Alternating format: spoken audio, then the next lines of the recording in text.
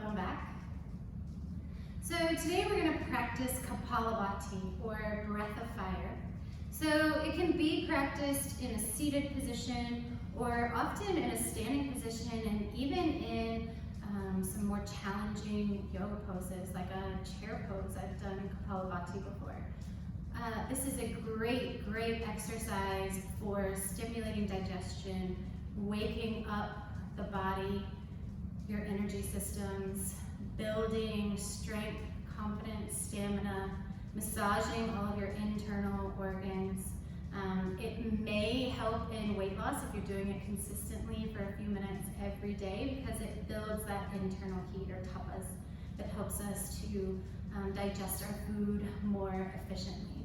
So definitely only start with a couple of rounds and then build your way up, because this one can get out of control a little bit. So just note, if you start to feel dizzy or like you can't quite catch your breath, back out of it, take a couple of deep breaths naturally, and then only come back to it if and when you feel ready. So we're gonna start with the hands, or in a comfortable cross-legged seat, with the hands just resting on the knees. And take a couple of natural deep inhales and full exhales.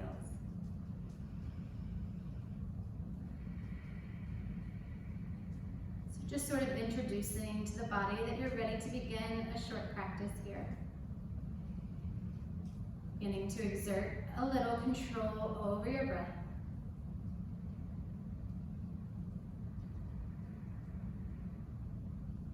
And then to move into Kapaalabhati, we're going to forcefully exhale and passively inhale. So it's a snapping of the abdomen to press the air out. And then when we relax the abdomen, the air naturally moves back into our lungs. So it looks something like this. I'll start with a couple of regular breaths and then move into it.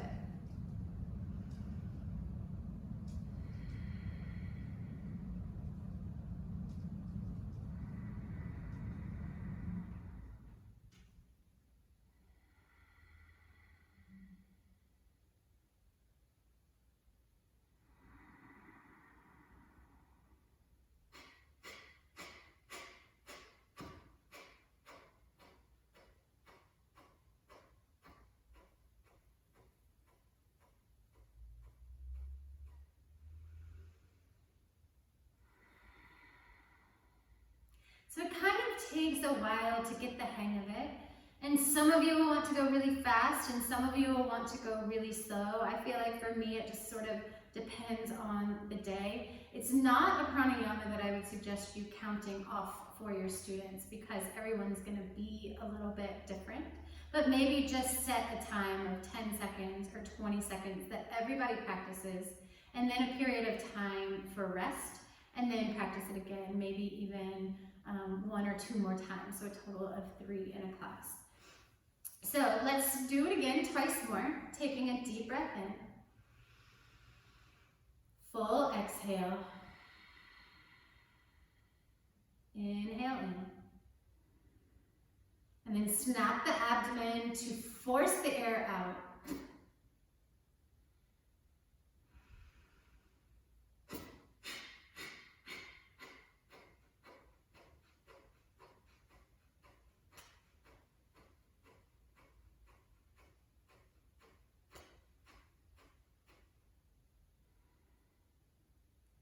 So you notice there were a couple of times where I sort of glitched or hiccuped.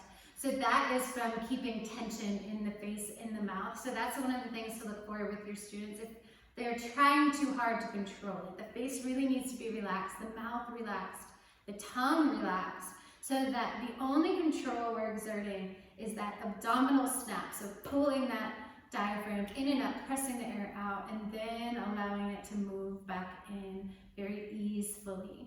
So you probably won't even hear the inhales, or if you do, they'll be very faint.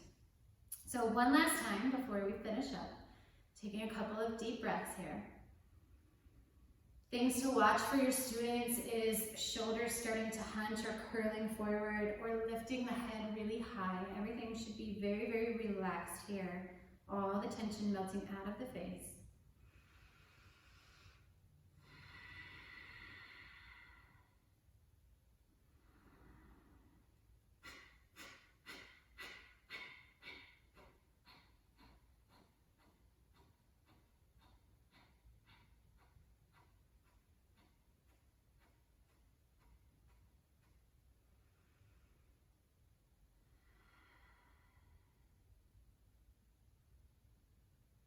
When you're ready, open your eyes.